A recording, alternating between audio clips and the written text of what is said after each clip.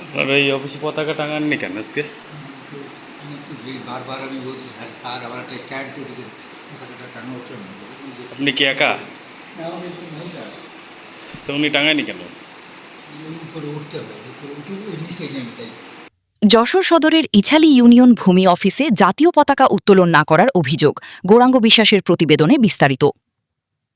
যশোর সদর উপজেলার ইছালি ইউনিয়ন ভূমি অফিসের সহকারী কর্মকর্তা মোহাম্মদ কামাল হোসেনের বিরুদ্ধে অফিস চলাকালীন সময়ে জাতীয় পতাকা উত্তোলন না করার অভিযোগ উঠেছে।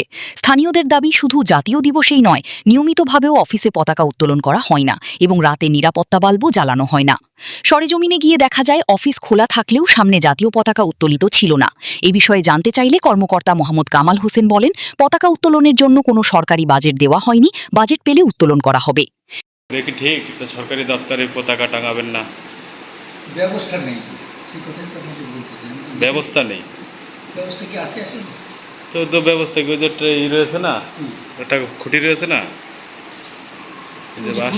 পত্রিকাটা লাগাইছে, ওর ভেতর দিয়ে পতাকা যায়, দেখেন কিন্তু আপনি ওই পাই। কতদিন ধরে টাঙান না? হ্যাঁ, কতদিন ধরে? ব্যবস্থা নেই তো। ব্যবস্থা করবে কে? কর্তৃপক্ষ কর্তৃপক্ষ? আমি কর্তৃপক্ষের কাছে তো শুনবো তো। লিখেছি। আচ্ছা, কি বলছে উনি? এখন ওনারা যখন বাজেট আসবে তখন ব্যবস্থা করবে। ও, বাজেট আসবে তারপরে পতাকা টাঙাবেন, এর আগে না? এদিকে স্থানীয়দের অভিযোগ, অফিসে কাজের জন্য গেলে দীর্ঘ সময় বসিয়ে রাখা হয় এবং দালালের মাধ্যমেও কাজ করানোর অভিযোগ রয়েছে। এছাড়া অফিস কক্ষ ফাঁকা থাকলেও ফ্যান ও বাল্ব জ্বালিয়ে রাখার ঘটনাও দেখা গেছে। বিষয়টি নিয়ে যশোর সদর উপজেলা সহকারী কমিশনার ভূমি মোহাম্মদ শামীম হোসেন জানান, অভিযোগের সত্যতা পেলে প্রয়োজনীয় ব্যবস্থা নেওয়া হবে।